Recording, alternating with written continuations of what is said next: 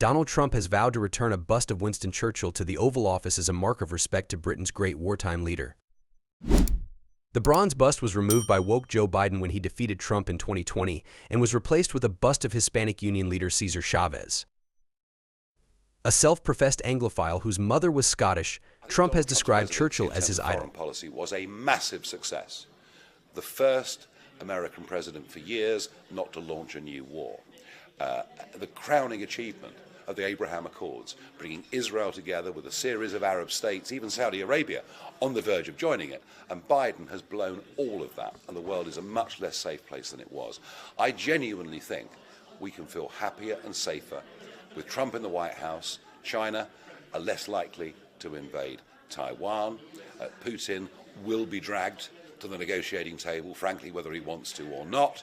And in terms of the Middle East, Iran will be isolated as they always should have been. The whole Iran deal, backed by the European Union, us, Obama, Biden, has been a disaster. All it's done is to fund Iran by freeing up tens of billions of dollars, which they've used to fund Hamas, the Houthis, and all those other groups. So no. I think Trump being there makes the world a better, Last night, a source place. close to Trump said one of the first things he will do is bring the Churchill bust back into the Oval Office as a mark of respect. Donald idolizes Churchill and believes he's the greatest leader the world has ever seen. He will restore him to a position of honor. Trump has previously called the Oscar-winning film The Darkest Hour, starring Gary Oldman as Churchill, as my favorite film ever.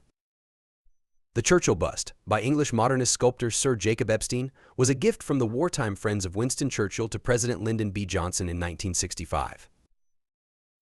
It took pride of place in the Oval Office until 2009 when Barack Obama replaced it with one of civil rights leader Martin Luther King Jr.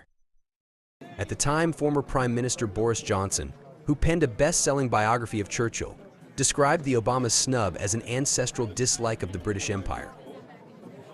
When Trump beat Hillary Clinton, who ran for the White House after Obama served the maximum 2 terms in office in the 2016 election, he immediately removed the Martin Luther King bust and restored Churchill to his rightful place.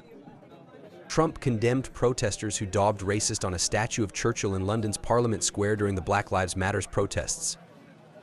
The source said he thought it was shameful people were attacking Churchill's image when Churchill saved the world from the tyranny of Hitler.